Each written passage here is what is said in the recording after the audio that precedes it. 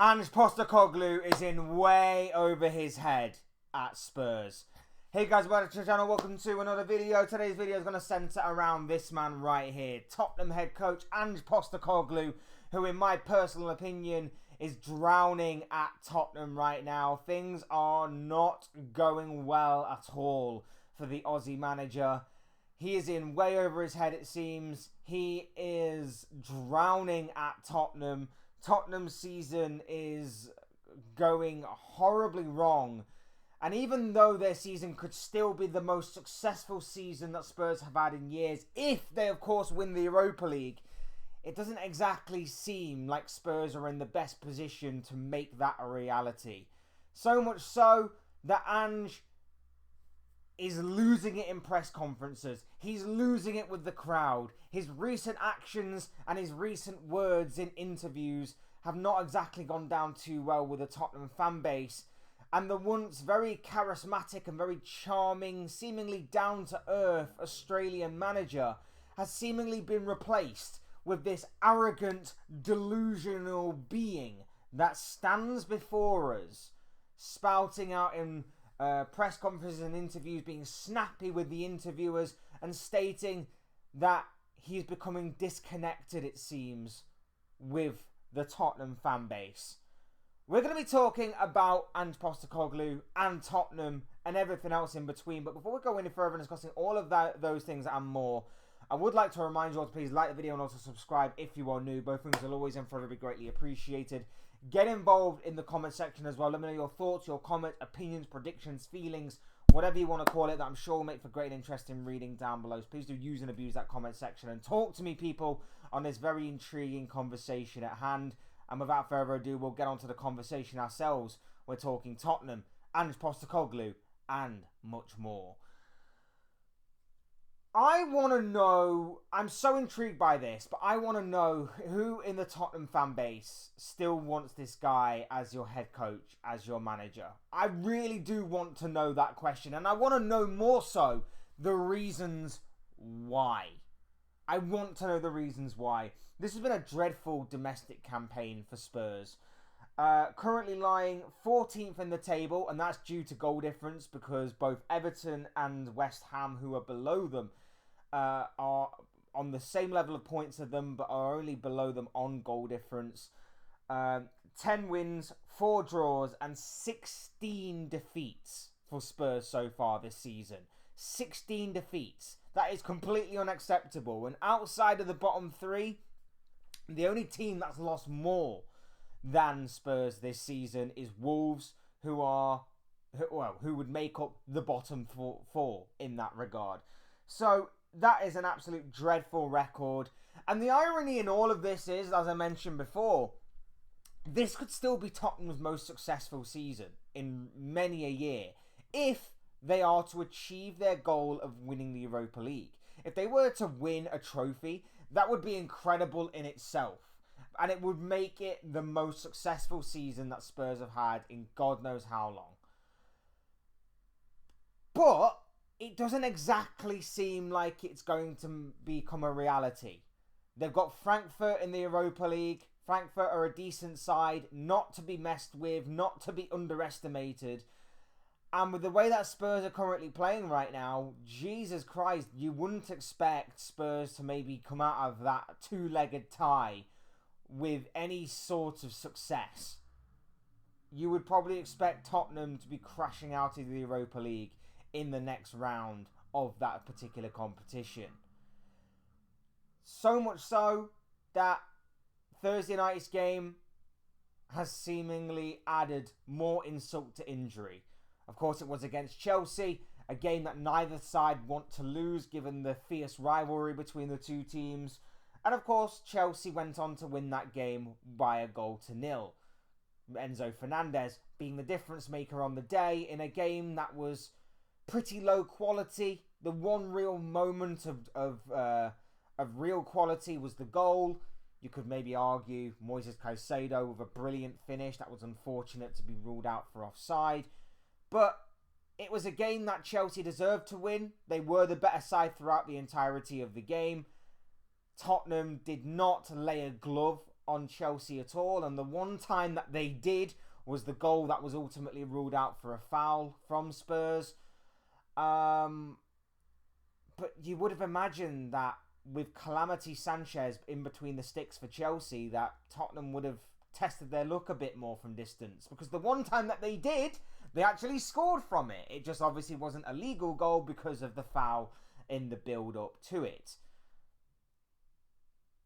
It left Ange Postecoglou frustrated, it left him annoyed, and his tension and rage boiled over into the post-match interview.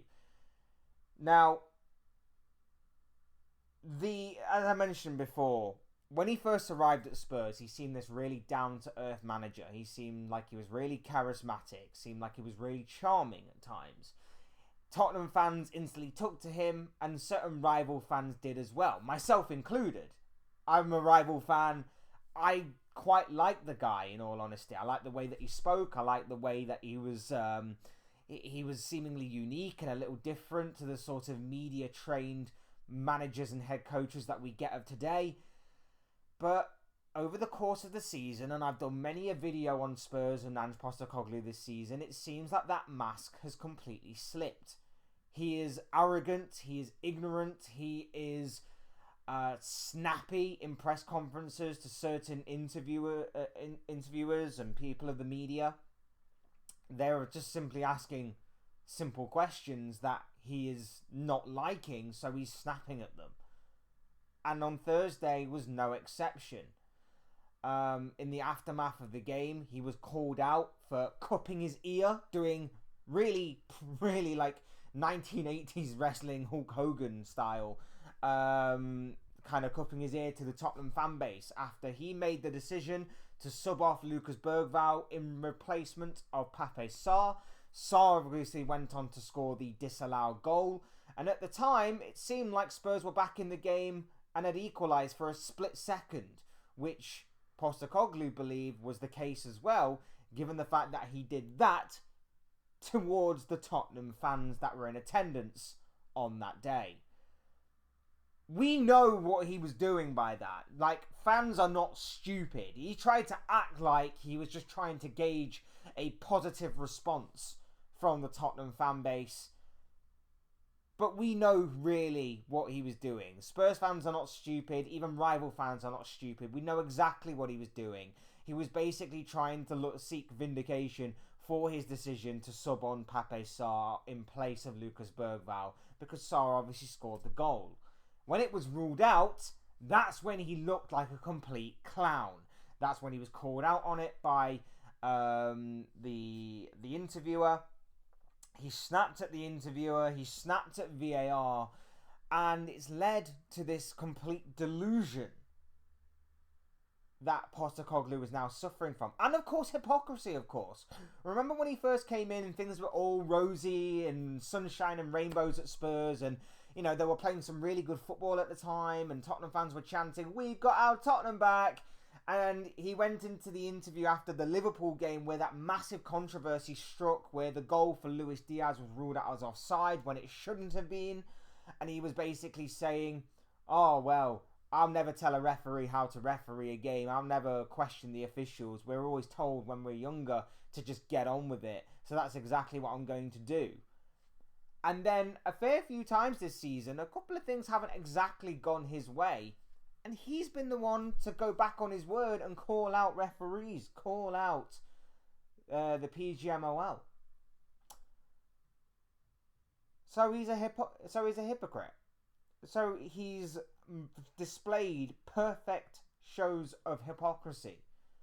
And I'm sorry, but the way that Tottenham fans chanted on Thursday night that he doesn't know what he's doing, vindicated in my opinion. I think he is in way over his head right now, because the narrative for most of this season has been Spurs have suffered with a ton of injuries, the club have let him down, and there are elements of truth to that. The club have definitely let the manager and the fans down yet again, and he has suffered with a lot of injuries this season.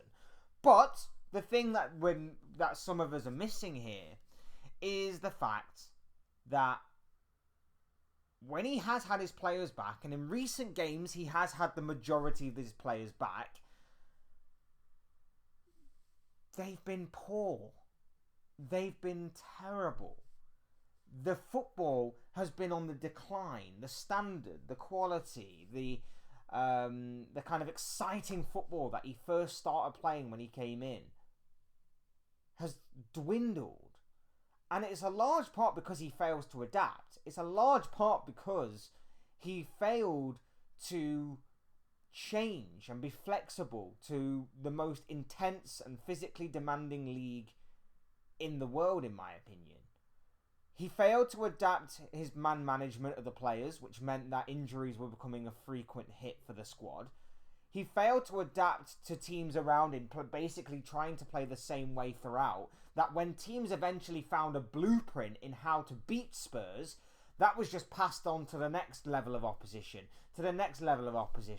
And he never failed to, and he never really adapted. He would adapt for maybe half an hour in a game, he'd adapt for one game, but then he'd revert back to type in the following game. And it was just never good enough. He never found a consistent way to perform that was going to change Tottenham's fortunes anytime soon. He has completely lost it, in my opinion. Completely lost it. He's lost the connection that he had with the Tottenham fan base. He has lost everything that when he first arrived at the club he seemingly gained.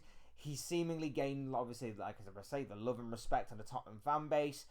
The way that he was playing, the way that he was talking in press conferences really got fans on side and on board with him. And he's lost that. Over the course of 18 months, he has lost that completely. Like I say, teams have found him out very, very easily. Fans have found him out very easily. Interviewers kind of know how to push his buttons a little bit now. He's completely lost it, in my opinion. And the way that obviously certain fans are still seemingly backing him, I don't quite get it myself. I don't get what you're expecting.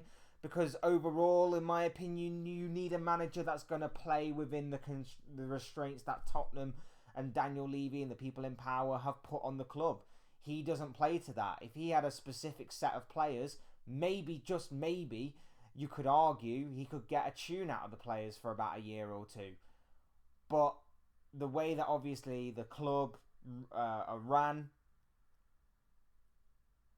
it's never going to work out, in my opinion. You need a manager that's going to play within the restraints that Tottenham put on the club, put on the transfer situation, put on everything, every aspect about the club. And I'll say this now. As much as I understand Tottenham fans' frustration and anger, as much as I understand all of that, I'm not blind, deaf and dumb to it, to what I'm about to say next. But unless you get a really big, consistent and constant protest going to attempt to even try to remove the people in power from your club, to maybe force a change to occur for Spurs and their fortunes going forward, nothing is ever going to change, because your fans can't even protest properly. They may chant for about 5 minutes during a game, "We want Levy out."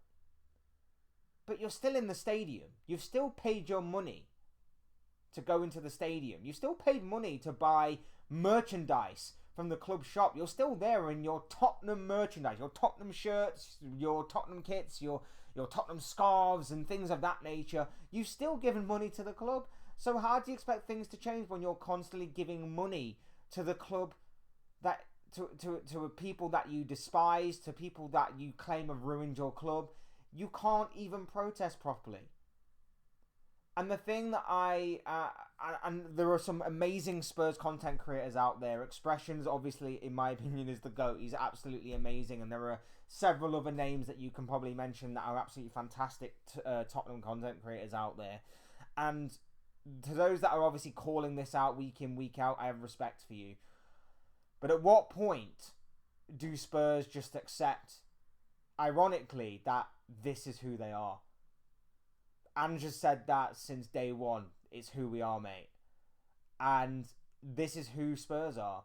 Spurs are a club that are mainly focused on how they do off the pitch rather than how they do on the pitch. They're more interested in exploiting their state-of-the-art stadium, bringing in events like sporting events, like music artist performances and things of that nature to boost revenue and to obviously exploit the stadium as much as they can. That is what Spurs' goal is. If they can achieve top 4 and get that Champions League money, fantastic. But it's not always possible, especially when they stagnate so much that other teams have gone above and beyond them. Look at Forest this season. Look at the way that Bournemouth, not recently of course, but look at the way Bournemouth were dealing with their injury crisis and challenging for European football places. Look at the way that Brighton have gone from strength to strength. Aston Villa especially have gone from strength to strength. I can understand the frustration. I can understand the annoyance. But until you get everybody in that Tottenham fan base on side, singing off the same hymn sheet and on the same page, nothing is going to change at that club. Nothing is going to change. And you either have to accept that your club are not going to change and they're going to continue to focus on things off the pitch rather than on the pitch, or you're going to have to try and get them and force them out. And you hit them where it hurts. And that's their deep pockets full of wealth. You cut that, you may just get something in return. But until then, you have to accept who and what you are. And that may not exactly be clear at Spurs right now, but at least you can at least say that your club does not have your best interests at heart. Your fan base are incredibly divided. And at this moment in time, there is no way that is changing anytime soon. In my opinion, Ange is a hypocrite. Ange is in way over his head.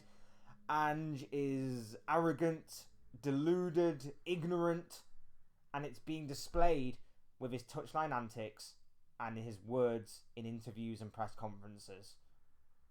It's not looking good for Ange right now. It's not looking good for Spurs. As a rival fan, long may it continue because it's quite funny. But if I am to be neutral, honest, and of course be fair, I can understand why the frustration is genuinely real and legitimate at Tottenham Hotspur, at the Tottenham Hotspur fan base right now. Those are just the thoughts, comments, opinions, predictions, feelings, whatever you call it, of this guy. I want to know what you guys think. What do you make of Ange Postecoglou and Tottenham right now? Let me know your thoughts and everything else to go along with that down below in that comment section. Get involved in the conversation, people. Would love to hear from you all.